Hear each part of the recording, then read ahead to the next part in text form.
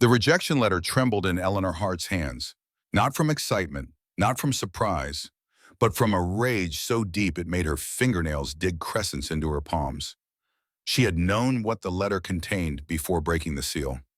She had seen that particular blend of apology and relief on too many faces before. The words swam before her eyes, but she did not need to read them. They were variations on a theme she had memorized. Unsuitable, unconventional, perhaps better suited to a different kind of life. Translation: she was too educated, too opinionated, too much herself for the men of Red Mesa to stomach. This was the fourth rejection in 3 years. The fourth man who had initially expressed interest in the pretty school teacher with the Boston education, only to withdraw once he discovered the extent of her knowledge. Once he realized she could discuss Darwin's theories and calculate mathematical equations faster than he could count his cattle. Eleanor set the letter down on her desk and looked around the empty schoolhouse. Late afternoon sunlight slanted through windows she had cleaned herself, illuminating dust motes that danced like her students during recess. The room smelled of chalk and old books, of pine floors and the particular mustiness that clung to maps kept too long in desert heat. This place had been her sanctuary for 3 years, ever since she had arrived from Boston with a teaching certificate and what her mother had called dangerously impractical ideals. In 1875, in Red Mesa, Arizona Territory, a woman who could recite Latin was considered dangerous. A woman who understood mathematics was unmarriageable. And Eleanor Hart, with her Byron Space, with her collection of scientific journals and her refusal to pretend ignorance, was deemed hopeless. She moved to the window and pressed her forehead against the cool glass. Outside, the single street of Red Mesa baked under the relentless sun, the general store, the blacksmith, the boarding house, her entire world, reduced to a handful of buildings and the vast emptiness of the desert beyond. 27 years old, 4 rejected proposals, and no prospects on the horizon. Her mother's voice echoed in her memory. Never pretend to be less than you are, Eleanor. Never dim your light to make others comfortable. Her mother had died of believing those words, had died by fighting to give Eleanor the education she herself had never received. And Eleanor had promised, on that final day when consumption had stolen her mother's breath, that she would never waste the opportunities she had been given. But sometimes in the quiet hours of evening, Eleanor wondered if being true to herself was worth the loneliness it cost. A knock at the door startled her from her thoughts. She turned to find Martha Sullivan standing in the doorway, her round face creased with that particular expression of sympathy that made Eleanor want to scream. Martha ran the general store with her husband and possessed the most efficient gossip network in the territory. Eleanor, dear. Martha's voice dripped with concern as she crossed to the room, her skirts swishing against the floorboards. I heard about Mr. Patterson. News travels fast. Eleanor managed to keep her voice level. I just wanted to check on you. That is the third one this year. Fourth, actually. Eleanor turned back to the window. Though I suppose we should not count Mr. Hendricks, as he was merely considering the possibility before his mother informed him of my inadequacies. Eleanor, I am sure the right man will come along. Will he? The question emerged sharper than Eleanor intended, because it seems to me that the right man for a woman like me does not exist in Red Mesa, perhaps does not exist anywhere west of the Mississippi, perhaps does not exist at all. Martha opened her mouth, then closed it again. What could she say? They both knew the truth. Men wanted wives who would keep house, bear children, and provide uncomplicated companionship. They wanted women who would nod pleasantly during conversations, who would defer to masculine wisdom, who would never make them feel intellectually inadequate. Eleanor Hart, with her college education and her scientific interests and her unfortunate inability to feign stupidity, was nobody's idea of an ideal wife. After Martha left, Eleanor allowed herself exactly 5 minutes of self-pity. She had learned this discipline over the past year. 5 minutes to feel everything, to rage and grieve, and then she would straighten her spine and carry on. When the 5 minutes ended, she stood and began her usual evening routine, sweeping the floor, washing the slate boards, organizing the next day's lessons. She was reviewing a student's composition when she heard it, a sound that made every frontier resident look up with interest. Cattle, hundreds of them, from the sound of the lowing and the thunder of hooves. a drive moving through Red Mesa, likely heading north to the railroad at Prescott. Eleanor moved to the window and watched as the first of the herd appeared at the southern edge of town.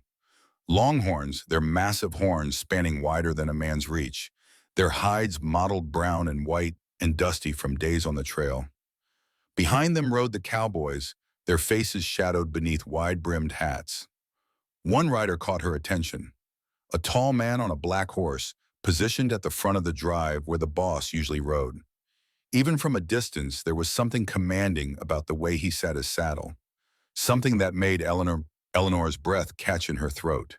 As she watched, he turned his head, scanning the town with what seemed like more than casual interest. For just a moment, his gaze seemed to land on the schoolhouse window. On her. Eleanor told herself it was imagination. He was too far away to actually see her, and he certainly would not be interested in a schoolteacher, even if he could. She turned away from the window, annoyed at herself for even noticing. But something had shifted in the air. Something had changed. And though Eleanor Hart did not know it yet, her life was about to transform in ways she never could have imagined. Before we continue with Eleanor's journey, I invite you to stay until the very end to discover how one conversation changed everything. And please hit that like button and leave a comment telling me what city you are watching from. I love seeing how far these stories travel across the world. The knock came at precisely 4:30 in the afternoon. Eleanor looked up from the composition she was grading, surprised. Her students had left an hour ago, and Martha had already made her sympathy visit. She was not expecting anyone else. "Come in," she called, straightening in her chair. The door swung open, and Eleanor's heart stuttered to a stop. It was the trail boss, the man on the black horse. Up close, he was even more imposing than he had appeared from a distance. Well over 6 feet tall, with broad shoulders and the kind of weathered tan that came from years under the open sky. His dark hair was overlong, curling slightly at his collar, and his eyes were gray. A startling, piercing gray that seemed to see straight through her. "Ma'am," he touched his hat brim, his voice a low rumble. "Sorry to disturb you. I'm looking for the schoolhouse." "You found it." Eleanor was proud of how steady her voice remained. "I am Miss Hart, the teacher. How can I help you?" He glanced past her at the room beyond, taking in the desks, the slate boards, the maps pinned to the walls. His gaze lingered on the maps, and something shifted in his expression. "Name is Caleb Wilder. I am bossing the herd that just came through. We will be here overnight, leaving at first light." He paused, seeming to choose his words carefully. "I heard Red Mesa had a schoolhouse. Wondered if the teacher might have a map of the territory north of here. We are heading to new grazing land, and I want to make sure we are taking the best route." Eleanor blinked. Of all the reasons for a trail boss to seek her out, this was perhaps the least expected. "You want to look at maps? If you have got them, I can pay for your time. I know I am asking after hours. That is not necessary." Eleanor stepped back, opening the door wider. "Please come in. I have several maps of Arizona territory, though I should warn you they are not all current. The one from the Territorial Survey is from 1873, but it is the most detailed." Caleb Wilder entered her schoolhouse, and Eleanor had the strange sensation of her small world suddenly feeling even smaller. He was too big for this space, too much raw, masculine presence among her carefully ordered books and lessons. He removed his hat, revealing more of that dark, unruly hair, and moved toward the wall where she had pinned her largest map.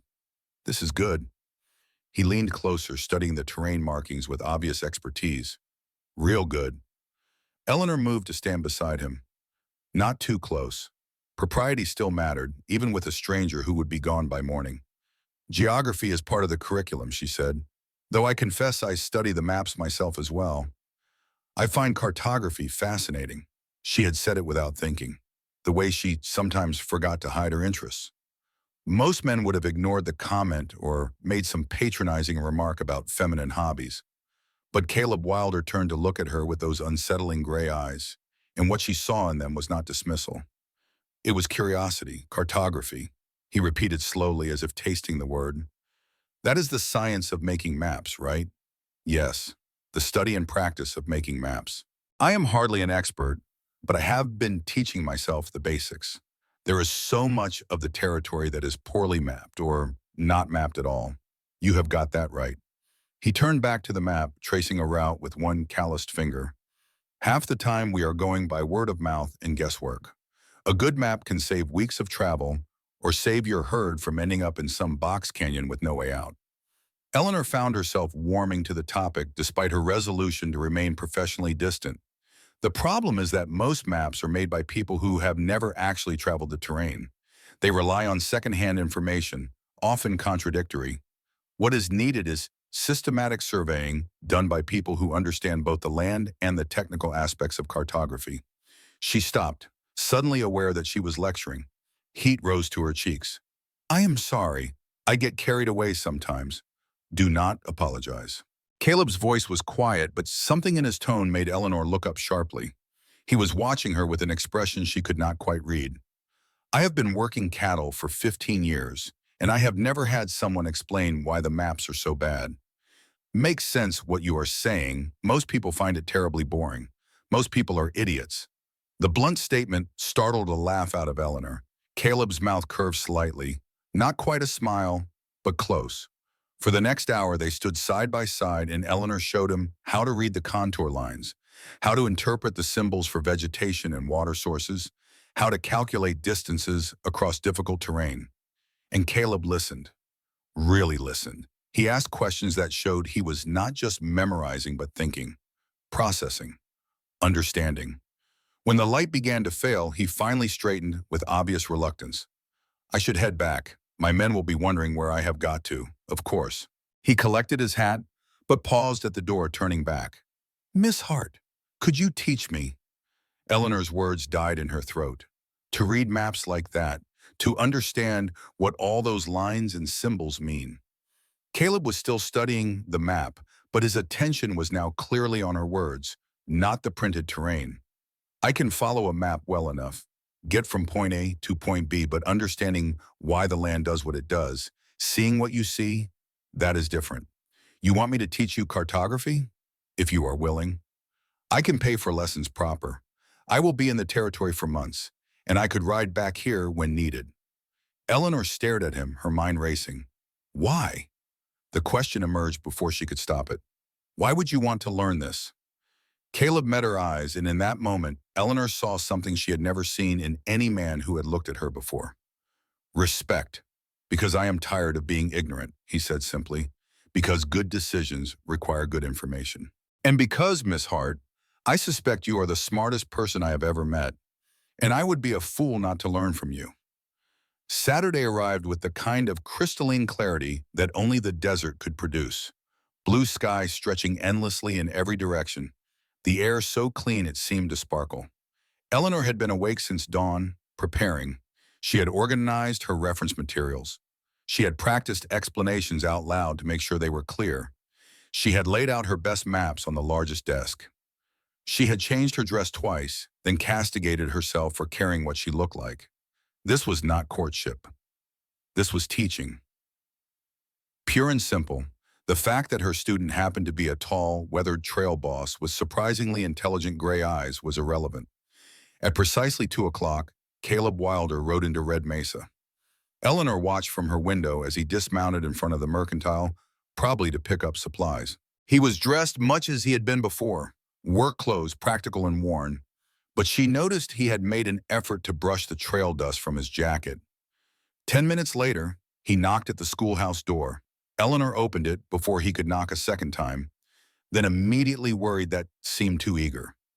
Mr. Wilder, right on time, I try to be.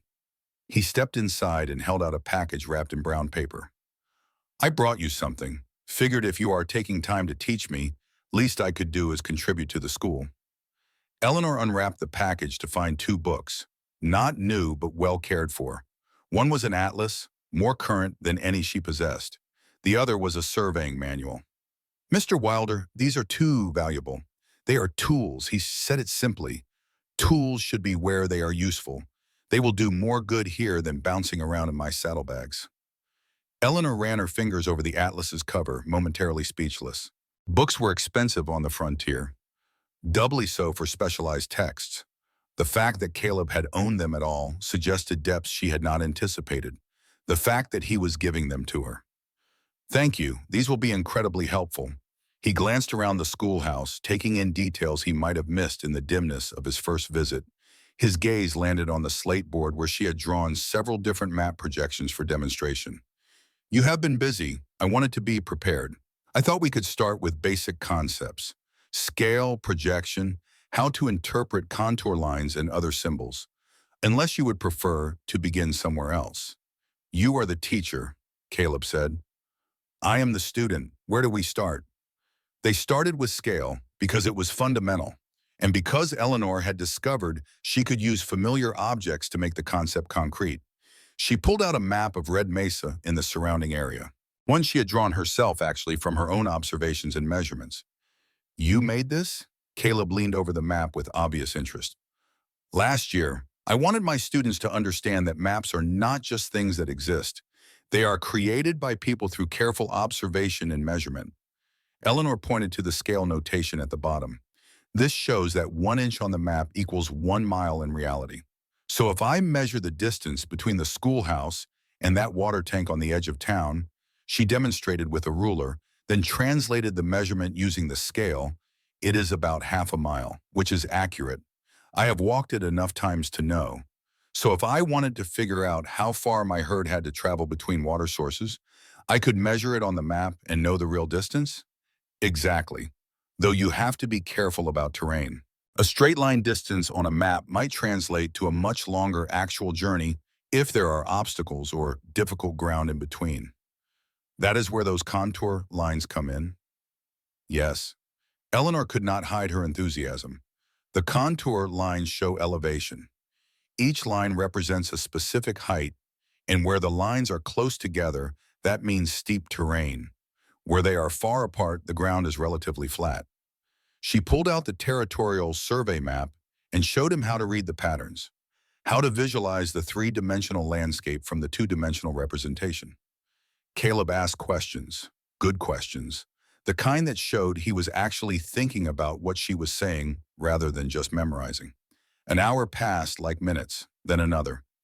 Eleanor was demonstrating how to calculate distances over uneven terrain when she realized the afternoon light had shifted considerably. Oh, I am so sorry. I did not mean to keep you so long. You probably have things to do. Not particularly. Caleb straightened from where he had been leaning over the map. Unless you need to stop. No, most people find this rather dull after a while. I am not most people, Miss Hart. It was a simple statement, but the way he said it, steady and sure, and looking directly at her. It made Eleanor's breath catch. No, she said softly. I am beginning to see that you are not. They stood there for a moment, the air between them charged with something Eleanor did not quite dare name. Then Caleb cleared his throat and turned back to the maps. You said something about different types of projections. I would like to understand that before I leave, if there is time. There was time. Eleanor taught him about different map projections and the inevitable distortions that came from representing a sphere on a flat surface. She showed him how some areas looked enormous on certain maps, but were actually much smaller than they appeared. She explained the trade-offs mapmakers had to consider. Preserving shape versus preserving area versus preserving direction. And Caleb listened to all of it with the focused intensity of a man who had finally found something he had been searching for without knowing it. When the light began to truly fail, making the maps difficult to read, Caleb finally straightened with obvious reluctance. I should head back. It will be full dark before I reach camp as it is. Of course. Eleanor began organizing the maps, using the activity to hide the disappointment she had no business feeling. Same time next week, if that suits you. It does. Caleb collected his hat, but paused at the door, turning back. Miss Hart, yes? Thank you for today, for teaching me. I know you have got no reason to take on extra work, especially for someone who is basically a stranger passing through. But it means something to me, more than I think I can properly express. It means something to me too. Eleanor said honestly, having a student who actually wants to learn, who asks real questions. That is a gift, Mr. Wilder. You do not need to thank me for it. Caleb, I am sorry. If I am calling you Eleanor, you should call me Caleb. Seems only fair. Eleanor smiled. All right, Caleb then. He nodded, satisfied. And then he was gone, riding into the gathering twilight while Eleanor stood in her doorway and watched him go. When she finally closed the door and turned back to her empty schoolhouse, She noticed the atlas and surveying manual still sitting on her desk. Caleb had forgotten to take them back. Or perhaps, Eleanor thought as she picked up the atlas and held it close, he had meant to leave them. A promise, maybe, that he would return. That night, for the first time in months, Eleanor Hart fell asleep, smiling. The following Saturday arrived with the same punctuality as Caleb himself. This time when he knocked at the door, he held a folded piece of paper and wore an expression somewhere between pride and uncertainty. "I did homework," he announced without preamble. "Was not sure if you expected it, but I figured I should practice what you taught me." Eleanor took the paper he offered and unfolded it to discover a hand-drawn map of what appeared to be the valley where his camp was located. The lines were rough but surprisingly accurate, the scale notation carefully marked in the corner, the terrain features rendered with attention to the details she had emphasized. "Caleb, this is excellent." She traced the contour lines with her finger, noting how he had captured the rise and fall of the land. "You have got a natural eye for terrain representation. These elevation changes here. You walked this area to verify them?" "Wrote it took me 3 evenings, but I wanted to see if I could translate what I was seeing into what you showed me on the maps." He moved to stand beside her, looking at his own work with a critical eye. "I was not sure about the water sources, though. Should I be marking seasonal streams differently from permanent ones?" "Yes, and I will show you the conventional symbols for that." But Caleb, for a first attempt, "This is remarkably good."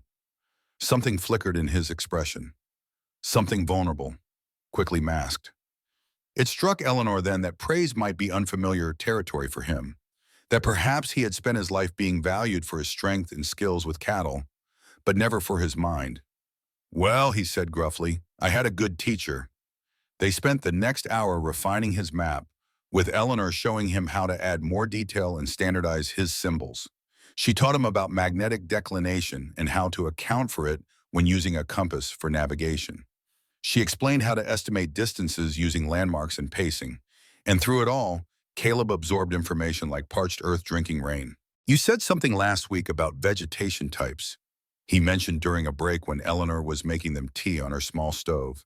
"How you could tell what cattle would find for grazing just by looking at the map symbols. I would like to understand that better."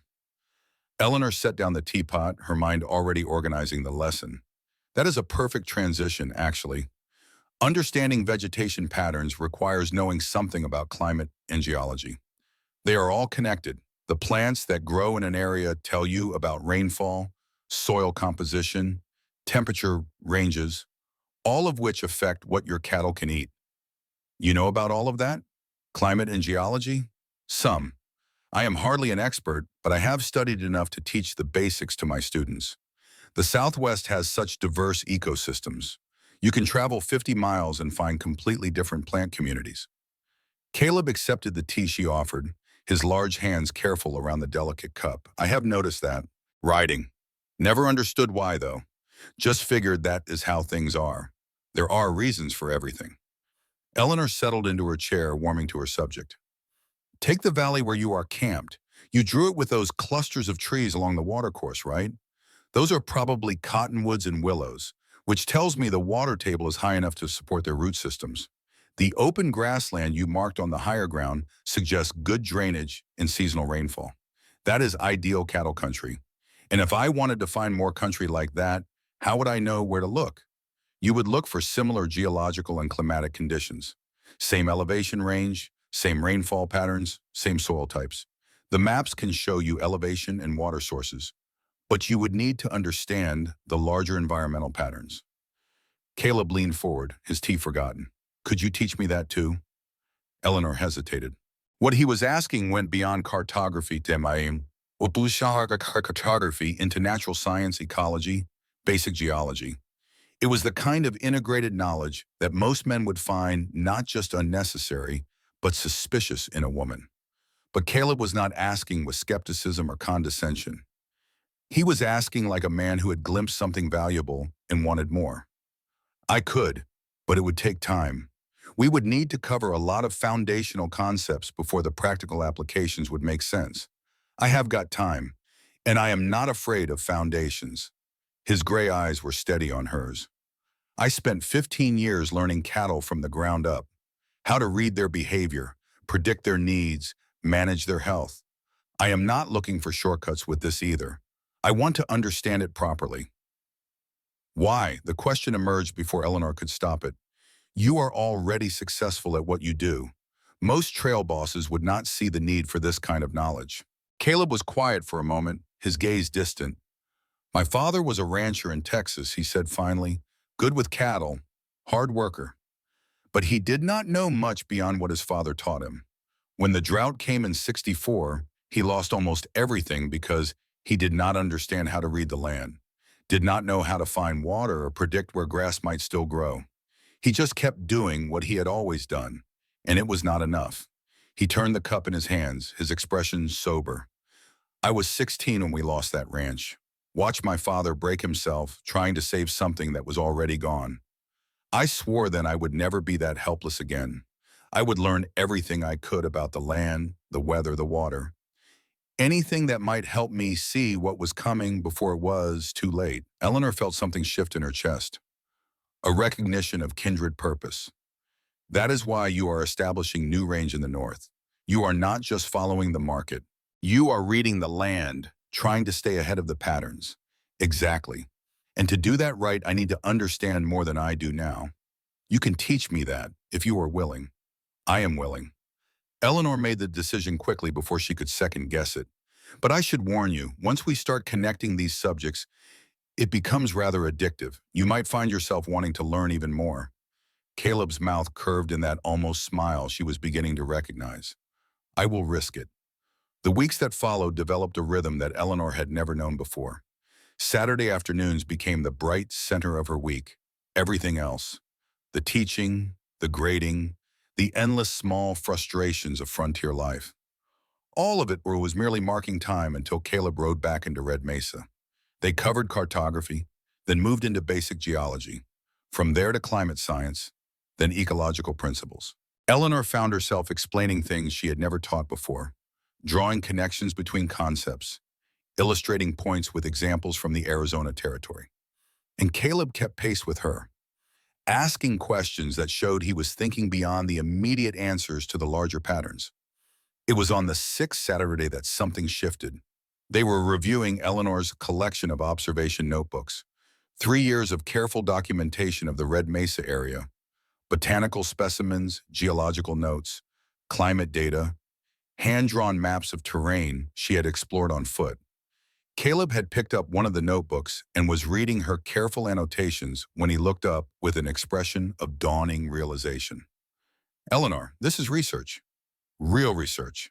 It is just observations, amateur observations at best. I do not have formal training in geology or botany, just what I have taught myself from books. Does it matter where the training came from if the observations are accurate? Eleanor felt her breath catch. No one had ever asked her that before. To the scientific community? Probably. They tend to value credentials over competence. Caleb set down the notebook and looked at her directly. This has value, real value. You have been conducting systematic research for 3 years, documenting things that nobody else has documented. That is not amateur work. That is exactly what the Territorial Survey needs. What are you saying? I am saying that I know someone at the Territorial Survey Office. Man named James Dalton. We were on a drive together years back. He is educated, like you. Understands the science side of things. If your research is good, he would look at it fairly. You would do that? Take my materials to him? I would be proud to. Caleb moved closer, his voice dropping. Your work matters, Eleanor. It deserves to be seen by people who can appreciate it. Eleanor felt tears threatening and blinked them back furiously. Why? She asked softly. Why would you do this for me? Because it is the right thing to do. Because good work should be recognized regardless of who does it. He paused, and something changed in his expression, something that made Eleanor's heart pound. And because I have come to care about what matters to you, your mind, your work, your dreams, they matter. You matter. The words hung in the air between them, weighted with meanings Eleanor was afraid to examine too closely. Caleb, I know. He stepped back, giving her space. I know this is complicated. I know you have got reasons to be careful, but I also know that in 6 weeks of Saturday afternoons, I have learned more about maps and geology and science, yes, but also about myself, about what I want. And a lot of that is because of who you are, not just what you know. Eleanor's hands were trembling. She clasped them together, trying to steady herself. I do not know what to say. You do not have to say anything right now. Just think about letting me take your research to Dalton. Let someone with the right connections see what you have done. Let your work speak for itself. All right, Eleanor made the decision quickly, before she could second guess it. Yes, I will organize everything properly. Write up my methodologies and conclusions. If you are truly willing to present it to Mr. Dalton, I will take that chance. Good. Caleb's relief was evident. Now he glanced at the chaos of papers spread across her desk. Should we have our lesson, or would you rather use the time to work on organizing this research? I would be happy to help if you would like an assistant. Eleanor laughed, surprising herself. You know what? I would like help. And we can discuss geology while we work. Practical application of the concepts we have been covering. They spent the afternoon organizing 3 years of Eleanor's observations. Caleb asked questions that helped her see patterns she had missed before. He had an intuitive understanding of how information should be structured, how to present data so it told a clear story. Look at this, Eleanor said at one point, laying out a series of vegetation maps alongside geological data. The plant communities correlate almost perfectly with the underlying rock types. I had noticed it vaguely before, but seeing it laid out like this makes the pattern undeniable. That is what you were explaining to me before about soils and vegetation. But seeing it documented from actual observations, that is proof, is it not? It is evidence, yes, strong evidence. Combined with the climate data and topographic information, it tells a complete story about how this ecosystem functions. Caleb studied the maps with satisfaction. Dalton is going to be impressed. This is exactly the kind of integrated data the survey needs. You really think so? I know so. Eleanor, this is professional quality work. The fact that you did it on your own, without support or encouragement from anyone, just makes it more remarkable. They worked until the light failed. And when Caleb finally stood to leave, Eleanor walked him to the door with reluctance. Thank you, she said, for everything today, for seeing value in my work, for offering to help, for... She paused, trying to find words for something she could not quite articulate, for making me feel like myself again. Caleb's hand came up as if to touch her face, then dropped back to his side. You do not have to thank me for that.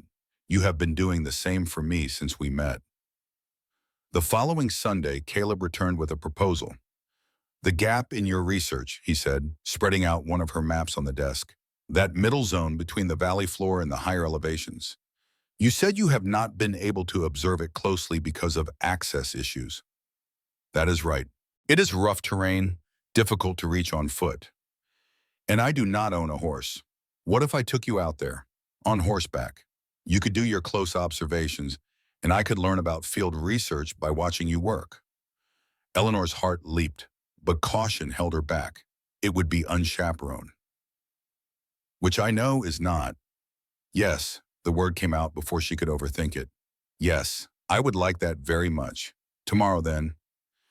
It is Sunday. You would not have school. We could leave early, spend the day in the field. I would have you back by evening. Eleanor knew she should hesitate, should consider the propriety, what people would say if they discovered she had spent an entire day alone with a man in the wilderness. But when she weighed those concerns against the opportunity to complete her research and spend a full day doing fieldwork with someone who actually understood and valued what she was doing, the choice was obvious. Tomorrow, I will be ready at dawn. That night, Eleanor barely slept. She organized her field kit, notebooks, pencils, a small magnifying glass, collection bags for plant specimens, her compass, measuring tools. She packed a canteen and provisions, dressed in her most practical clothes. Caleb rode up at first light leading a second horse, a calm-looking bay with intelligent eyes. This is Sage, he said, swinging down from his black gelding. She is steady and patient.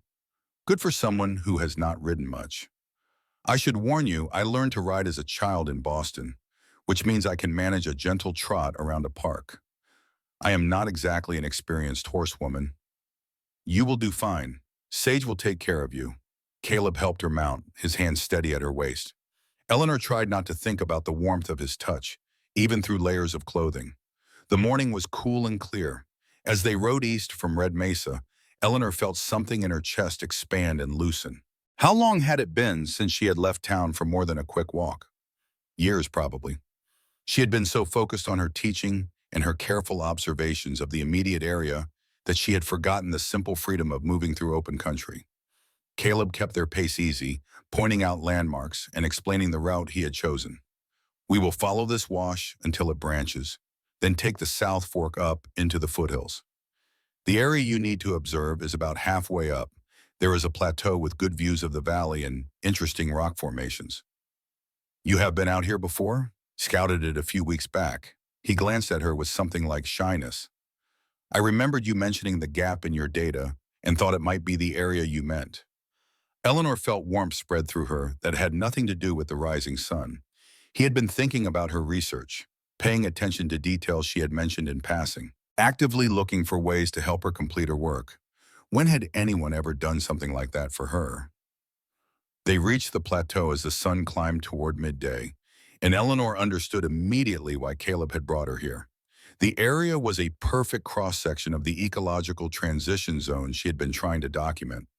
Desert scrub giving way to grassland, scattered juniper and piñon pine indicating the shift toward mountain vegetation, rocky outcrops exposing layers of sedimentary rock, a seasonal stream that had carved a small canyon revealing even more geological detail. Caleb, this is perfect. This is exactly what I needed. Thought it might be. I will set up our horses in the shade over there. You do your science work. Eleanor spent the next several hours in a state of focused absorption she had not experienced since her college days. She documented plant species, noting their distribution patterns in relationship to terrain features. She examined rock formations, sketching the layering patterns and collecting small samples. She measured distances and angles, calculated elevations, filled pages with detailed observations. Caleb watched for a while, asking occasional questions that showed he was following her process. Then he pulled out his own notebook and began sketching the landscape, practicing the cartographic techniques she had taught him. They worked in comfortable silence, the kind of shared quiet that felt more intimate than conversation. Around midday, they stopped for the food Caleb had packed. Simple fare of bread and cheese and dried meat, but it tasted better than anything Eleanor had eaten in weeks.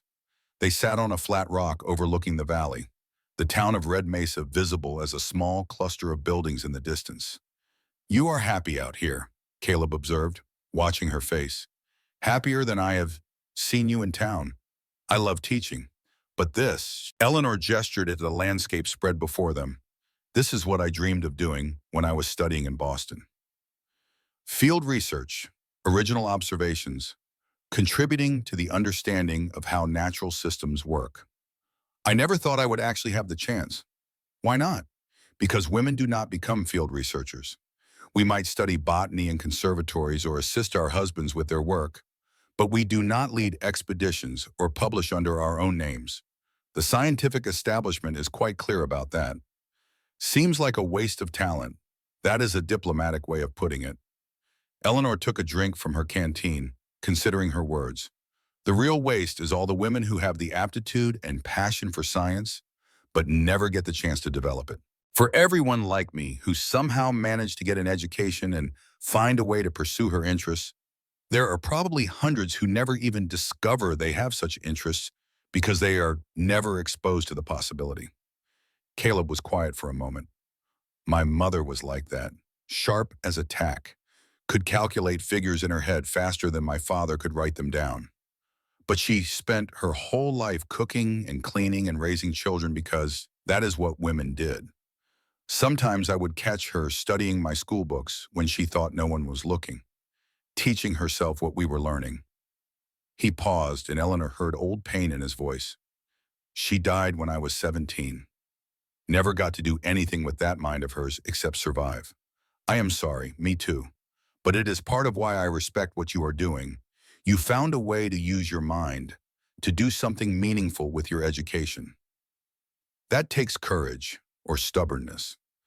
Eleanor managed a slight smile.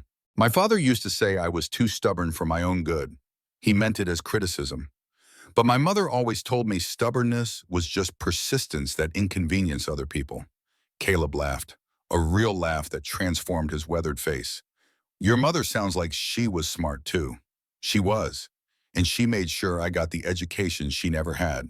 She is the one who insisted I attend college, who defended my right to study science when my father thought I should focus on more feminine subjects. Eleanor's throat tightened. When she got sick, when consumption stole her breath, she made me promise I would never waste the opportunities she had fought to give me, that I would never pretend to be less than I was just to make people comfortable. You have kept that promise. I have tried, though there are days when it feels more like a burden than a gift. She looked out at the valley, her voice dropping. Days when I wonder if being true to myself is worth the loneliness it costs. Caleb shifted closer, his shoulder nearly touching hers. You should not have to choose, he said quietly, between being yourself and being loved. The right person will not ask you to. Eleanor turned to look at him, found his gray eyes already on her, with an expression that was unmistakably tender. Caleb. The sound of approaching hoof beats cut through the moment. Both of them turned to see a rider approaching from the direction of town, moving fast. As the figure drew closer, Eleanor recognized Timothy Mitchell, the boy who delivered mail and ran errands for the town council. Miss Hart, Timothy called as soon as he was within earshot. I have been looking everywhere for you. There is a man in town asking for you. Came in on the morning stage from Prescott. Says he is from some university back east and needs to speak with you urgently. Eleanor's heart was pounding as she walked into the boarding house parlor. A distinguished-looking man in his 50s stood by the window, examining the landscape painting above the fireplace. He turned as she entered, and his face lit with unmistakable relief. Miss Hart, finally, I was beginning to fear I had come all this way for nothing. He crossed the room with his hand extended. I am Professor Richard Hartwell from Harvard University. I apologize for the dramatic appearance, but circumstances required urgency. Eleanor shook his hand, bewildered. Professor Hartwell, I am afraid I do not understand. How do you even know who I am? Ah, yes, of course you would be confused. Please sit down. This requires some explanation. He waited until they were both seated before continuing. I am here because of your correspondence with my colleague, Dr. Margaret Ashford. You wrote to her 6 months ago with observations about desert plant adaptations and asked some questions about transpiration rates in arid environments. Eleanor's memory jolted. She had written to Dr. Ashford, one of the few female botanists with any academic recognition, with questions that had emerged from her observations.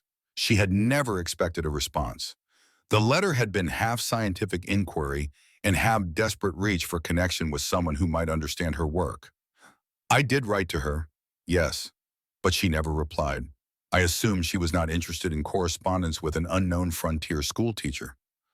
On the contrary, she was very interested. Professor Hartwell's expression sobered. Unfortunately, Dr. Ashford fell ill before she could respond. She passed away 2 months ago. Eleanor felt her eyes sting, a woman she had never met, who she had admired from a distance through her published work. Gone. But before she died, Professor Hartwell continued, she gave me your letter and made me promise to investigate your work. She believed, based on what you had written, that you were conducting valuable research that deserved recognition. I am honored that she thought so. But I still do not understand why you have come all this way, because of what Dr. Ashford told me before she died. Professor Hartwell leaned forward, his expression intense. She said that Western territories are being settled rapidly with almost no scientific documentation of the existing ecosystems. She said that amateur naturalists like yourself, people with education and curiosity, who are actually living in these areas, are invaluable resources that the scientific establishment ignores at its own loss. He paused. She made me promise I would find you, evaluate your work, and if it was as promising as she believed, ensure you had the opportunity to continue it properly. What does that mean? Continue it properly?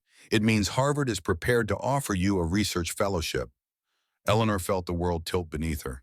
You would come to Cambridge, work with our natural history department, receive formal training in botany and geology, try to find biology, while also sharing your firsthand observations of southwestern ecosystems. Your field research would be published under the university's auspices, giving it the credibility and reach it deserves.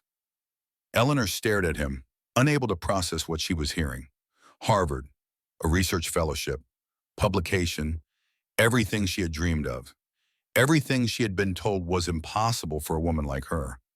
Professor Hartwell, this is extraordinary, but surely there are conditions, requirements. I am a school teacher in Arizona Territory, not a recognized scientist. The conditions are simple. You must be willing to relocate to Cambridge for a minimum of 2 years. You must commit to formal study and regular publication. And you must allow your work to be reviewed and potentially challenged by other scholars. We need to ensure your methodology is sound. He pulled papers from his bag. I have a formal offer letter here outlining the terms. The position comes with a modest stipend for living expenses, housing near the university, and access to our research facilities and library. Eleanor took the papers with trembling hands. I would need time to consider this. Of course, though I should mention that time is somewhat limited. The fellowship would begin in January, which means you would need to be in Cambridge by early December to prepare. That gives you less than a month to decide and arrange your affairs. Professor Hartwell's expression softened. I understand this is overwhelming, Miss Hart, a complete upheaval of your life. But opportunities like this are rare, especially for women in science. Dr. Ashford fought her entire career for recognition and legitimacy. She wanted to ensure that women who came after her had easier paths. This fellowship is part of that legacy. When do you need my answer? I am staying in Red Mesa for 3 days. If you could give me your decision by then, along with any research materials you are willing to share for preliminary evaluation, I can take everything back to Harvard and begin the formal process. After Professor Hartwell left to settle into his room, Eleanor sat in the boarding house parlor and tried to make her mind work properly.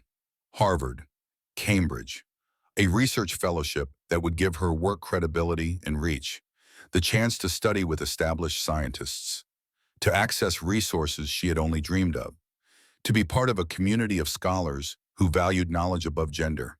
It was impossible. It was perfect. It was everything she had ever wanted. So why did her first thought go to a tall trail boss with gray eyes who had asked her to teach him about maps?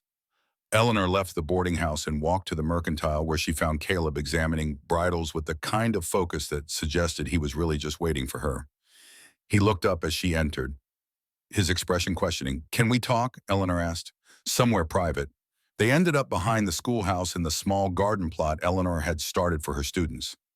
She told him everything, about the letter to Dr. Ashford, about the fellowship offer, about the impossibly perfect opportunity that had materialized out of nowhere. Caleb listened without interrupting, his face carefully neutral. When she finished, he was quiet for a long moment. That is incredible, Eleanor. Exactly the kind of recognition your work deserves. It is. It is everything I could have hoped for, but I did not expect it to come now, like this. Eleanor wrapped her arms around herself. 3 months ago, I would have accepted immediately without a second thought. But now things are more complicated. Caleb took a step closer. Eleanor, I am not going to lie and say this does not matter to me. These past weeks, getting to know you, learning from you, it has changed something fundamental in how I see the world and my place in it, changed how I see what is possible. Caleb, let me finish. Please. He reached out and took her hand, his calloused fingers gentle around hers. But I also know what it is like to be stuck in a life that is smaller than what you are capable of. I watched my mother live that way, watched what it did to her. I will not be the reason you do the same. His gray eyes were steady on hers. If this fellowship is what you want, what you need, then you should take it. No hesitation, no guilt. Your work matters too much to let anything hold you back from this. Eleanor felt tears burning in her eyes. What if I do not want to choose between the work and this, whatever this is between us? I do not know, but I know you have to make the choice that lets you sleep at night, that lets you look at yourself in 10 years and not wonder what you gave up. They stood there in the fading light, hands clasped. I have 3 days to decide, Eleanor said finally. Professor Hartwell needs my answer before he leaves. Then take those 3 days. Really think about what you want, not what you think you should want, or what would make other people happy. Just what is true for you, and you, what do you want? Caleb's gray eyes were steady on hers. I want you to be happy. I want your brilliant mind to have the space it needs to flourish. And selfishly, I want a chance to see if this thing between us is as real as it feels. He paused. But if I can only have one of those things, I will choose your happiness every time. Eleanor pulled her hand free and stepped on her back, needing distance to think clearly. I should go. I need to organize my research materials for Professor Hartwell to review. And I just need to think. Of course, Caleb's disappointment was visible but controlled. Eleanor, whatever you decide, I meant what I said. You matter. Your work matters. Do not let anyone convince you otherwise. That night, Eleanor spread the fellowship offer across her desk alongside her compiled research. On paper, the choice seemed obvious. Harvard offered recognition, resources, community, everything she had been missing in Red Mesa. What could compete with that? But as she sat in her small room behind the schoolhouse, she kept thinking about Saturday afternoons spent teaching someone who actually wanted to learn. About the way Caleb looked at her like her intelligence was something precious rather than threatening. About the feeling of riding across open country to complete research that mattered with someone who understood why it mattered. She thought about Margaret Ashford, a woman she had never met who had fought for recognition her entire career and had used her final strength to reach back and help another woman forward. That was a gift beyond price, a legacy that demanded honoring. But she also thought about her mother, who had fought to give Eleanor opportunities she had never had, who had made her promise never to pretend to be less than she was. And was there not a kind of pretending in choosing work over life, in deciding that achievement was more valuable than connection? Eleanor pulled out a fresh sheet of paper and began to write, trying to untangle her thoughts into coherence. By dawn, she had filled pages with arguments for both paths, and she was no closer to knowing which choice was right. The next evening, Eleanor found Caleb waiting outside the schoolhouse. He looked different somehow, nervous in a way she had never seen before. I know I said I would give you space to think, he began without preamble, but there is something I need to tell you before you make your decision. Something that might change how you see your options. Eleanor stepped back to let him in. All right. Caleb moved to the center of the schoolhouse, but did not sit, his restless energy evident in every line of his body. I told you I was establishing new rangeland in the north. What I did not explain fully is what that means for my future, for the business I am building. I assumed it meant you would be traveling less, perhaps settling in one location. More than that. Caleb met her eyes. The land I have secured, it is a valley about 2 days' ride from here, near Prescott. Good grazing, reliable water, protected from the worst weather. I am not just passing through with seasonal herds anymore. I am establishing a permanent operation. He paused. A ranch, Eleanor. A real ranch with a home base, not just line camps and temporary shelters. Eleanor's breath caught. You are settling down. I am building something permanent. And I know it is presumptuous. I know we have only known each other a few weeks. But I need you to know that before you decide. If you choose to stay, you would not be choosing a life of following cattle drives and living out of saddlebags. He took a breath. You would be choosing a partner who has roots, who wants to build something lasting. Caleb, let me finish. Please. He moved closer, his voice dropping. I know I cannot offer you Harvard. I cannot give you the recognition of publishing under a university name or the resources of their libraries. But I can give you land to study, support for your research, the time and space to do the work that matters to you. And I can promise that I will never ask you to be less than you are. Never expect you to hide your intelligence or pretend your work does not matter. Eleanor felt tears threatening. You are asking me to choose you over Harvard. No, Caleb pulled a folded paper from his jacket.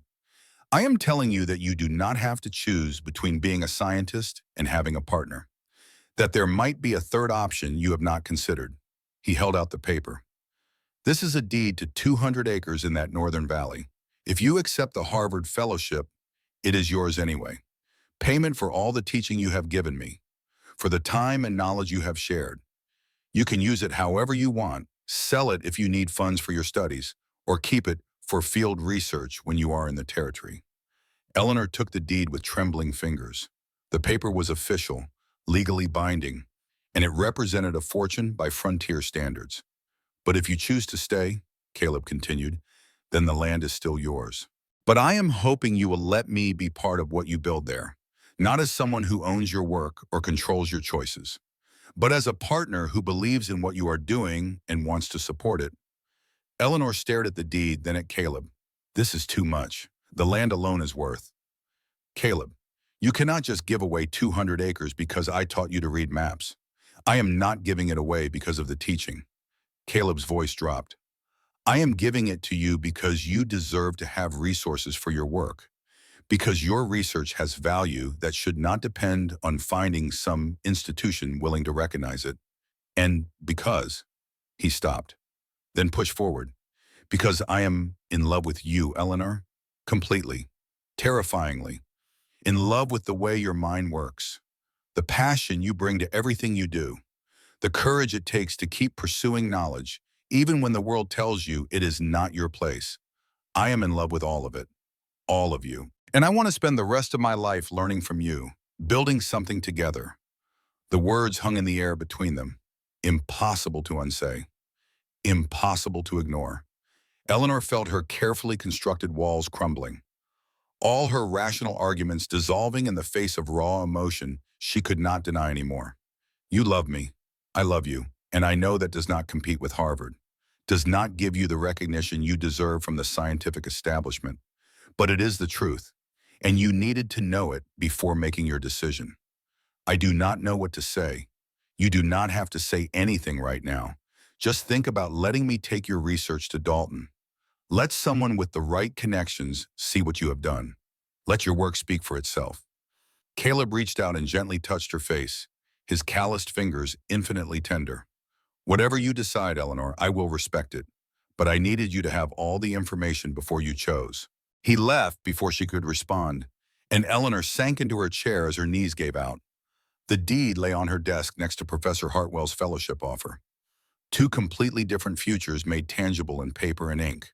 One promised recognition, resources, and legitimacy in the eyes of the scientific world she had always wanted to join. The other promised land, partnership, and the freedom to pursue her work on her own terms with someone who genuinely valued it. The question was no longer which choice was better, but which kind of life she wanted to build. The following morning, Martha Sullivan appeared at the schoolhouse door. Eleanor, dear, I brought you lunch.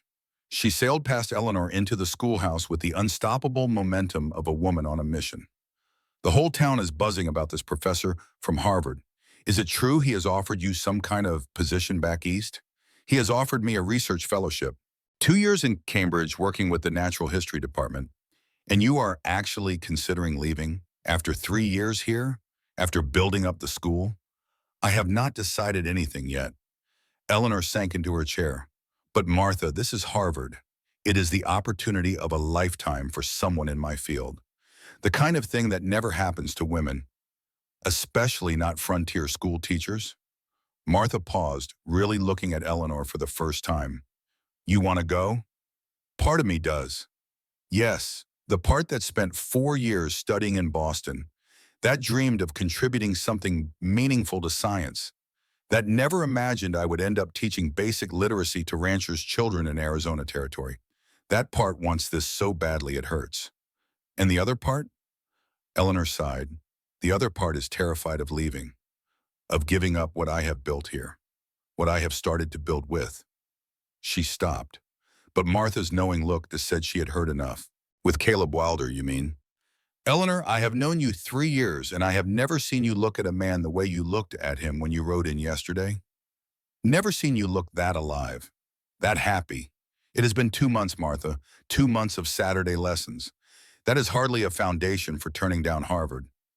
Maybe not, but it is also not nothing. Martha sat down across from Eleanor. Her expression is serious. Can I tell you something about my own life? Eleanor nodded, surprised by this turn in the conversation. When Robert proposed to me, I had another offer on the table. Not as grand as yours, Just a position as head seamstress in a fancy shop in San Francisco. Good money. Independence. The chance to make a name for myself. And I was tempted, Eleanor. I was so tempted. Martha's voice grew softer. But I chose Robert, chose building a life with him over building a career alone. And some days, especially in the early years when money was tight and I was up to my elbows in laundry, I wondered if I had made the wrong choice. Are you saying I should stay? I am saying that 30 years later, I am grateful for the choice I made. Not because a career would not have been fulfilling. I think it would have been. But because building a life with someone I love, someone who sees me and values me, that has been more sustaining than I ever imagined possible. Martha reached across and took Eleanor's hand. Your situation is different. You have got genuine scientific talent, and this fellowship is extraordinary. But I want you to know that choosing love over ambition is not necessarily settling. Sometimes it is choosing one kind of richness over another. Eleanor squeezed Martha's hand. But what if I choose wrong? What if I stay and Caleb moves on? Or I resent giving up the fellowship? What if I go and spend the rest of my life wondering what might have been? Then you make the best of whichever choice you make. That is all any of us can do. Martha stood and began repacking the lunch basket, leaving food spread across Eleanor's desk. But Eleanor, make the choice yourself. Do not let fear decide for you.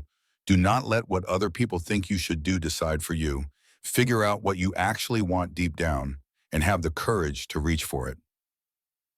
That evening, Eleanor walked to the boarding house to meet with Professor Hartwell.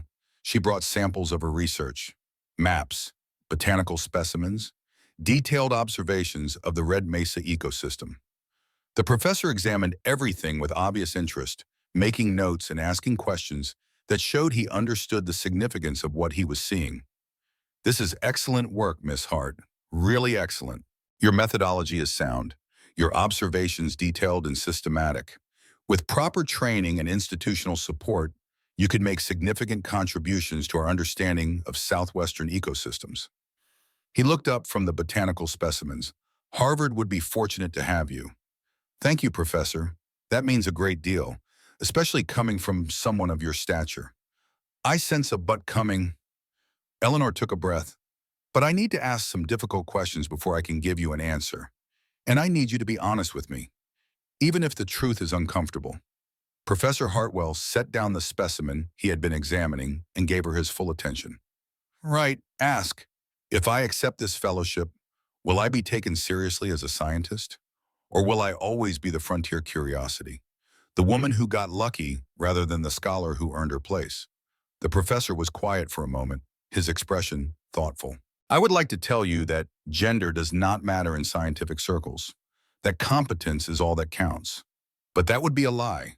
You will face skepticism, condescension, men who assume you are there because of charity rather than merit. Some of our faculty will resist your presence. Some students will refuse to take you seriously. That is what I thought. Eleanor felt something settle in her chest. Not disappointment exactly, but clarity. However, Professor Hartwell continued, you will also find allies, people like Dr. Ashford, who believe talent matters more than gender. And every publication you produce, every piece of solid research you contribute, it will make it slightly easier for the women who come after you. That is worth something, is it not? It is. But is it worth giving up the research I am already doing here? The fieldwork I can conduct independently on my own terms without having to justify myself to skeptical colleagues? That depends on what you value most. Recognition from the scientific establishment, or freedom to pursue your work without interference. Professor Hartwell leaned back in his chair. Miss Hart, I am going to be more honest with you than I probably should be. Dr. Ashford fought her entire career for recognition she never fully received. She was brilliant. Her work was groundbreaking, but she was never elected to the societies that mattered, never received the awards given to far less competent men. It wore on her, that constant battle for legitimacy. Are you trying to discourage me from accepting? I am trying to ensure you make an informed choice. The fellowship is real, the opportunity is real, but so are the obstacles. And I want you to know that if you choose a different path, if you decide to continue your research independently, that does not make you less of a scientist. Dr. Ashford said something to me before she died. She said that maybe the future of women's science is not in fighting for acceptance in existing institutions, but in building new models of how research can be done. Eleanor felt something click into place, a sense of pieces finally aligning. She was right, perhaps. But that is a lonely road, Miss Hart. Working independently means lack of resources, lack of formal recognition, the constant doubt about whether your work matters if the establishment will not acknowledge it. Unless, Eleanor said slowly, unless you are not entirely alone, unless you have support, resources, and someone who believes in the value of the work itself rather than the credentials behind it. Professor Hartwell studied her face. You have found that here, have you not? That is what this decision is really about. I think I have. Or at least I have found the possibility of it. Eleanor stood and moved to the window, looking out at Red Mesa's single street as twilight settled over the town. Professor Hartwell, I am grateful beyond words for this opportunity. Dr. Ashford's faith in me is something I will treasure for the rest of my life. But I do not think the fellowship is the right path for me. You are certain? No, Eleanor admitted. I am terrified I am making a mistake. But I am more terrified of spending my life wondering what I gave up by choosing recognition over fulfillment. Does that make sense more than you might think? Professor Hartwell joined her at the window. Dr. Ashford never married, never had children, poured everything into her career. In her final days, she told me she did not regret the science. She regretted how little room she had left for anything else. She said if she had it to do over, she would look for ways to have both, the work and the life. That is what I am trying to do. Build a life where I can be a scientist and a partner, where I do not have to choose between my mind and my heart. Then I wish you every success. Professor Hartwell extended his hand, and I mean that sincerely. If you ever change your mind, or if you need support for your independent research, you have friends at Harvard. Dr. Ashford made sure of that. They shook hands, and Eleanor felt the weight of the decision settle into certainty. She was not choosing between science and love. She was choosing how she wanted to practice science, and with whom she wanted to share her life. After Professor Hartwell retired to his room, Eleanor walked back through Red Mesa in the wethering darkness. She found Caleb waiting on the schoolhouse steps, his long frame unfolding as she approached. He did not ask what she had decided, just waited, giving her space to speak when she was ready. I turned him down. Eleanor said simply, the fellowship. I thanked Professor Hartwell and declined the offer. Caleb's expression did not change immediately, as if he was afraid to believe what he was hearing. Eleanor, I need you to understand why. It is not because I do not value the opportunity, and it is not because I am choosing you over my work. I am choosing a different way of doing the work, one where I have more freedom and fewer obstacles. She climbed the steps until she was standing right directly in front of him. But I am also choosing you, choosing partnership over solitude, choosing to build something together, rather than fighting alone for acceptance in a world that does not want me. Are you sure? Because once Professor Hartwell leaves, the offer goes with him. You cannot change your mind later, I am sure. Terrified, but sure, as Eleanor took his hands, felt the familiar roughness of his calloused palms. You said you loved me, all of me, including the parts that most people find troublesome. Did you mean it? Every word. Caleb's voice was raw with emotion. I love your brilliant mind, your courage, your stubborn refusal to be anything less than yourself. I love the way you see the world and the passion you bring to understanding it. I love all of it. Then I need you to understand what you are getting. I am not going to be a traditional wife. I am going to spend hours in the field collecting samples. I am going to fill our home with books and maps and research notes. I am going to want to publish my findings, and I am going to need your support for that. Our home, Caleb repeated, and something in his expression made Eleanor's breath catch. Say that again, our home, Eleanor whispered. If you want that, if you are asking, I am asking. Caleb pulled her closer, his hands coming up to frame her face. Eleanor Hart, will you marry me? Will you build a life with me where your work matters and you never have to hide who you are? Will you let me spend the rest of my life learning from you and supporting you and loving every brilliant, stubborn, extraordinary part of you? Eleanor felt tears spill over, but they were tears of joy rather than sorrow. Yes, yes, I will marry you. Caleb kissed her then, tender and fierce all at once, and Eleanor felt the last of her doubts dissolve. This was right, not easy perhaps, not the path she had imagined, but right in a way that settled deep in her bones. When they finally pulled apart, both slightly breathless, Caleb kept his forehead resting against hers. I want to do this properly.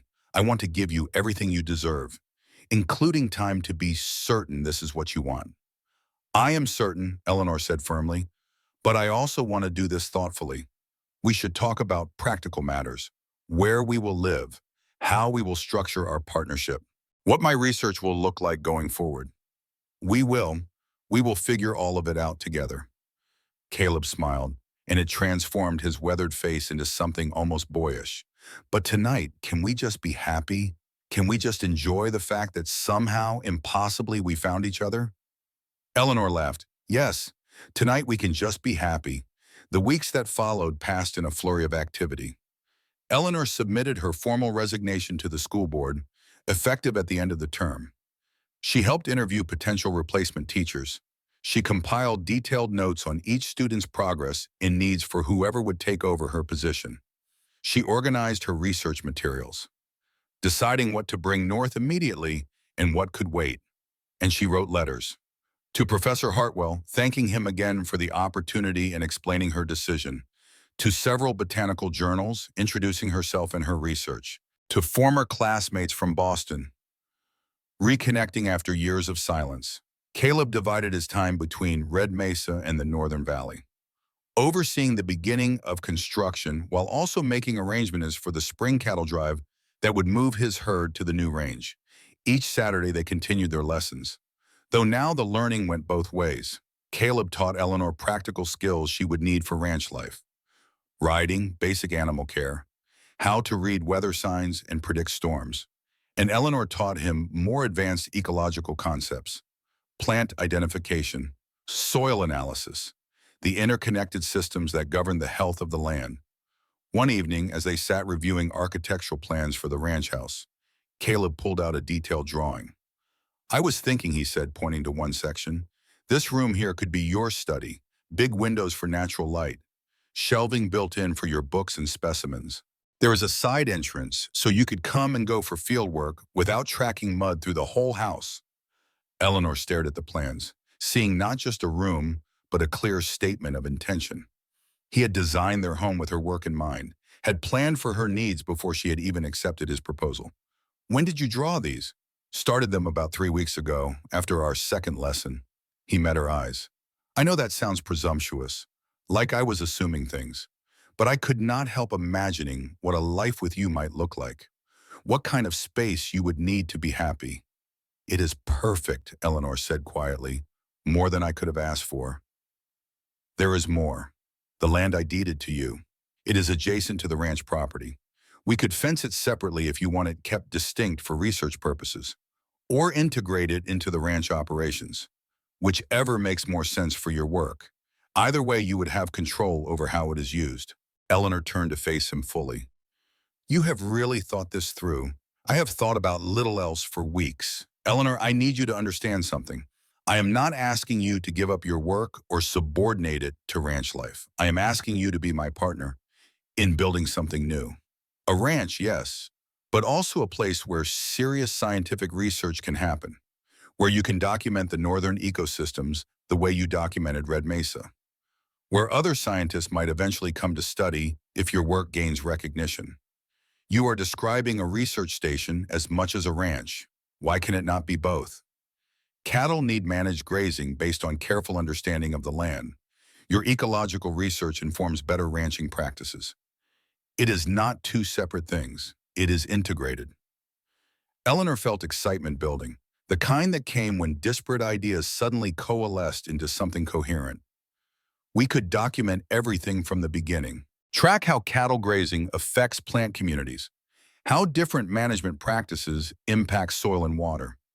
That is the kind of long-term field research that almost never gets done because it requires years of consistent observation. Exactly, and you would be positioned perfectly to do it because you would be living there, working the land, seeing the changes year by year. I could still publish independently, send findings to journals, correspond with other researchers. I might not have Harvard's name behind me, but the data would speak for itself. And if you ever want to bring in other scientists, establish formal collaborations. The ranch could accommodate that. We would build guest quarters eventually. Create a library, whatever you need. They talked for hours, sketching out a vision that grew more detailed and more exciting with each exchange. Eleanor would finish the school term in Red Mesa, giving the town time to find a replacement teacher. During that time, Caleb would begin construction on the ranch house and main structures. They would marry in spring. After the worst of winter had passed and before the busiest season of ranch work began, Eleanor would spend her first year learning the land, establishing her research protocols, beginning the long-term observational studies she had always dreamed of conducting. "What about help?" Eleanor asked. "Ranch work is demanding. I cannot expect you to run the entire operation alone while also supporting my research. I have got two experienced hands already committed to coming north with me. Good men who know cattle and can work independently when needed. And we will hire more as the operation grows. I am not asking you to abandon your work to become a ranch hand, Eleanor. That is not what this is about. But I should contribute. I cannot just be the scholar who does nothing practical." Caleb smiled. "Trust me, your research will be practical. Understanding water sources, vegetation patterns, seasonal changes. That all feeds directly into better ranching decisions. You will be contributing plenty, just not in the ways a traditional ranch wife might." The phrase traditional ranch wife hung between them for a moment. Eleanor took a breath, needing to voice the concern that had been lurking beneath her excitement. "People are going to talk, Caleb. They already are. About how I turned down Harvard for marriage. About how I am too educated to be a proper wife. About how you are making a mistake choosing someone like me. Are you prepared for that?" "Are you?" Caleb countered. "Because I guarantee the criticism will be worse for you than for me. Women who do not fit the expected molds get judged harshly. I have been judged harshly for 3 years. I am used to it. But does it bother you? The idea that people will think you settled? That you gave up your dreams for a man?" Eleanor considered the question seriously. "It would bother me if it were true. But I am not settling or giving up my dreams. I am choosing a different path to those dreams. One that includes partnership instead of isolation. That is not surrender. It is strategy." "Good." Caleb reached over and took her hand. "Because I need you to know that I see this as a partnership of equals. Yes, I know more about cattle, and you know more about science, but we both bring valuable knowledge and skills. We both get to make decisions. We both matter. Some men say things like that before marriage and change their tune after. Then judge me by my actions, not my words. If I ever treat you as less than an equal partner, call me on it. I mean that, Eleanor. I watched my father diminish my mother year after year, dismissing her ideas, mocking her intelligence when he felt threatened. I swore I would never do that to someone I loved. Hold me to that promise." Eleanor squeezed his hand. "I will. And the same goes for me. If I ever become so absorbed in my work that I neglect our partnership, you have permission to drag me out of my study and remind me what matters." A few days before the wedding, Marcus Webb appeared at the schoolhouse door. Marcus was one of her older students. 16 now, bright enough that Eleanor had harbored hopes he might pursue further education. "Miss Hart, I wanted to talk to you before you left, about education and such." Eleanor invited him in, sensing this was important. "What is on your mind? You are leaving to do research up north. Real scientific research, not just teaching. And I was wondering," he stopped, seeming to gather courage, "could I work for you and Mr. Wilder? On the ranch, I mean. But also helping with your research. Pa says I should just focus on ranch work. That book learning will not do me any good. But I like learning, Miss Hart. I like understanding how things work. And if I could do both, practical work and studying, that seems like it might be a good life." Eleanor felt her heart expand. This was exactly the kind of opportunity she had hoped her teaching might create. Students who saw that learning and practical life were not opposites, but complements. "Let me talk to Caleb, and you talk to your father. If we can work something out where you are contributing to the ranch operations while also getting training in scientific observation and methodology, Would that interest you? Yes, ma'am, very much. After Marcus left, Eleanor found Caleb at the boarding house and relayed the conversation. His response was immediate. Absolutely. I need good hands anyway. And if the kid has got Marcus's work ethic plus genuine interest in learning, that is exactly who I want working for us. Plus, it sends a message that the ranch values both kinds of knowledge. You are sure. Training someone takes time and patience. So does breaking horses or teaching a green hen about cattle. At least with Marcus, we are starting with someone who actually wants to learn. Caleb smiled. Besides, if we are serious about this being a place where research happens, we need people who understand and support that work. Marcus could be the first of several. The wedding took place on a clear April morning with the desert in full bloom around them. Eleanor wore a simple dress that Martha had helped her sew, practical enough for travel but nicer than anything she usually wore. Caleb wore new clothes that still showed his discomfort with formal attire. But his eyes when he saw Eleanor walking toward him held enough love to make her forget every doubt she had ever had. The ceremony was brief, conducted by a circuit judge who happened to be passing through Red Mesa. Eleanor's students attended, along with Martha and Robert Sullivan, a handful of townspeople who had become genuine friends, and Caleb's ranch hands. Councilman Hartwick was notably absent, which Eleanor considered a wedding gift. Do you, Eleanor Hart, take this man to be your lawfully wedded husband, to have and to hold from this day forward? Eleanor looked at Caleb and felt absolute certainty. I do. And do you, Caleb Wilder, take this woman to be your lawfully wedded wife, to have and to hold from this day forward? I do. Caleb's voice was steady, his gray eyes holding hers. Then by the power vested in me by Arizona territory, I pronounce you husband and wife. When Caleb kissed her, Eleanor heard her students cheering and felt tears on her cheeks that she did not bother to hide. This was joy, pure and uncomplicated, and she was done pretending to be less affected than she was. The celebration afterward was exactly what Eleanor had wanted. Good food, better company, and conversations that ranged from cattle prices to botanical classifications without anyone suggesting the topics were incompatible. Marcus Webb approached her shyly to confirm that his father had agreed to let him work at the Northern Ranch. And Eleanor felt satisfaction knowing she was helping shape at least one young person's future. As the afternoon wore toward evening, Caleb pulled Eleanor aside. Ready to head north? More than ready. They said their goodbyes, collected their packed belongings, and rode out of Red Mesa as the sun began its descent toward the western horizon. Eleanor looked back once at the town where she had spent 3 years teaching and growing and learning what she truly wanted. It had been important time, necessary time, but she did not feel sadness leaving it behind. She felt anticipation. The ride north that took 2 full days, with one night camped under stars so brilliant they looked close enough to touch. Caleb built a fire, and they ate simple food and talked about everything and nothing, the easy conversation of people who genuinely enjoyed each other's company. When Eleanor pulled out her notebook to record observations about the vegetation they had passed through, Caleb asked questions that showed he had been paying attention during their lessons, seeing the landscape with increasingly educated eyes. You are still teaching me, he observed with amusement, and you are still learning. That is one of the things I love about you. You never assume you know enough. You are always curious, always willing to expand your understanding. Hard not to be, when I am married to someone who makes the world more interesting just by explaining how it works. They reached the Northern Valley late on the second day. Even in the fading light, Eleanor could see the appeal of the location. The valley spread wide between sheltering hills, a clear stream running through its center, good grass extending in all directions. The beginnings of the ranch house stood on a slight rise with views in 3 directions. Corrals already taking shape near a cluster of cottonwood trees. It is beautiful, Eleanor breathed.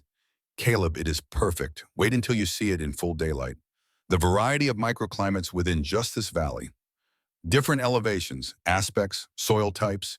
It is like someone designed it for ecological research. They spent their first night in the completed cabin that would serve as guest quarters once the main house was finished. It was small but solid, and Eleanor found she did not mind the cramped space. They were building something together, and the temporary discomfort was just part of the process. 7 years later, Eleanor sat on the porch of the expanded ranch house. The sunset painted the valley in shades of gold and rose, and she watched her daughter Margaret chase fireflies in the gathering dusk, while 2-year-old Thomas dozed against Caleb's shoulder. So much had changed since that first awkward meeting in a frontier schoolhouse. The ranch had grown. 3 successful cattle seasons, a rotating team of hands who understood that this was not just a ranch but a research station. Eleanor's first independent research paper had been published within a year of arriving. The editor had praised her careful methodology and unique perspective from long-term field observations. More papers had followed. She had gained recognition not through institutional affiliation, but through the quality of her work. Professor Hartwell had kept his word. 3 summers ago, he had sent the first group of graduate students to learn field research methods from Eleanor. The program had become annual, and Margaret, sweet, curious Margaret, named for Dr. Ashford, who asked questions about everything and already showed her mother's love of learning. "Do you ever regret it?" Caleb asked quietly, turning down Harvard. "Wonder what your life might have been if you had chosen differently?" Eleanor considered the question seriously. "Sometimes I wonder," she admitted, "especially when I face resistance from scientists who do not take my work seriously because I lack formal institutional affiliation. There are doors that would have opened with Harvard's name behind me that remain closed now, but I do not regret the choice I made." Eleanor reached over and took his hand. "This life, our partnership, the freedom to pursue research on my own terms, raising children who see both their parents engaged in meaningful work. This is richer than anything Harvard could have offered. The recognition is coming anyway, just more slowly, and it is based entirely on the quality of my work, not on institutional prestige. There is something satisfying about that." Caleb shifted Thomas to a more comfortable position and squeezed her hand. "You have built something remarkable here, not just the research, but the model of what is possible when you refuse to accept false choices." "We built it," Eleanor corrected. "None of this would exist without your support, your partnership, your willingness to believe that a ranch could also be a research station, and that a wife could also be a scientist. I just gave you space to be yourself. You did the rest." They sat in comfortable silence as the last light faded from the sky. Margaret finally exhausted herself chasing fireflies, and Eleanor called her daughter in for bed. As she tucked the blanket around the little girl, Margaret asked her usual bedtime question. "What will we study tomorrow, Mama?" Eleanor smiled. "There is a bird nest you found near the creek. We will examine it together, learn about how birds build their homes and why they choose certain places." Margaret's eyes lit up.